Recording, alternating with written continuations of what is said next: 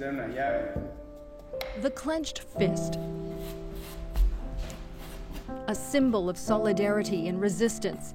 Images like this carried Rodrigo Ardiles through dark and difficult days. We have people in our family that are no longer with us. An outlet for expression for a boy born 11 days before the deadly 1973 coup d'etat in Chile. Under the shadow of a brutal dictator, he and others used murals to amplify their voices. For Chile, it's normal to have artwork in the street. It's expected by society. And before the internet, street painting, we could say political graffiti, was part of conveying messages.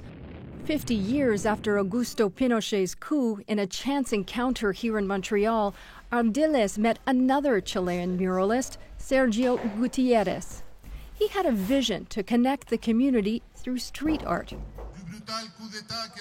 The two were working to commemorate the Chileans who'd exiled and migrated to Canada, and there began a partnership to bring more art to the streets of Montréal-Nord. L'expérience de faire des murales, ça a été vraiment magnifique. Et moi, j'ai un grand, comment dire, un sentiment collectif avec la communauté. Pour moi, c'est important de créer, mais en aidant la communauté.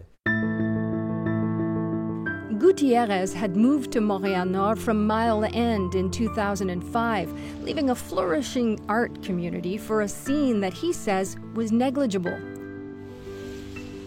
But he saw a potential, a blank canvas to build an art hub on Fleury Est at the western end of the borough. Gutierrez opened Galerie 3440 and started an art collective with youth and seniors. With the idea of bringing art to the people, he began holding monthly art symposiums in a local park.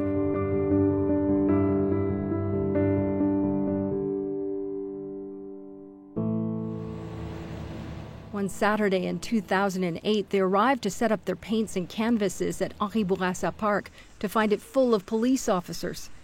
That's when they found out Freddy Villanueva, a Latino from Honduras, had been shot dead by Montreal police.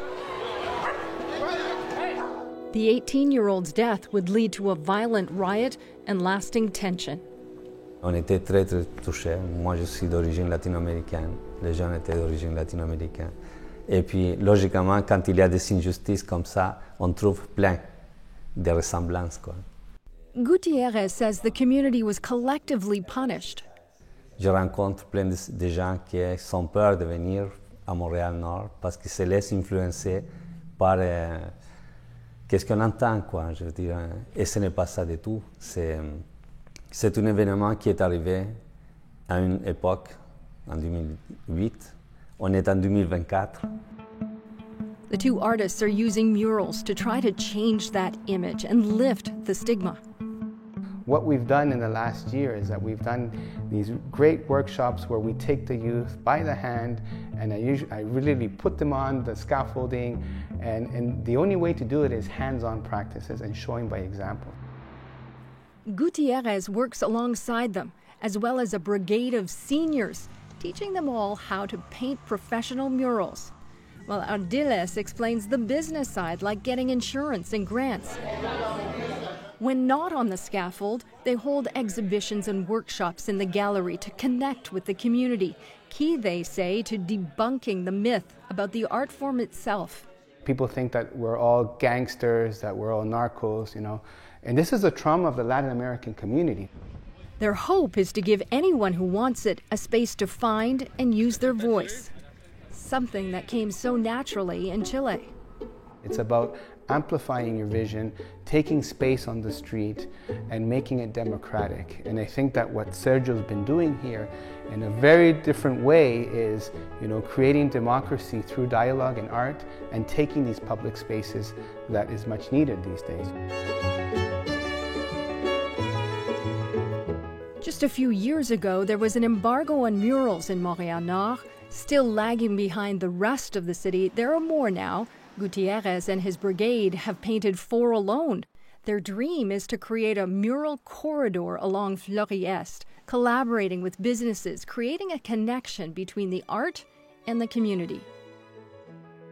Pure folly to some, but that's what was said about an art project he produced along with hundreds of community members for the city's 375th anniversary, a parade of 375 bicycles.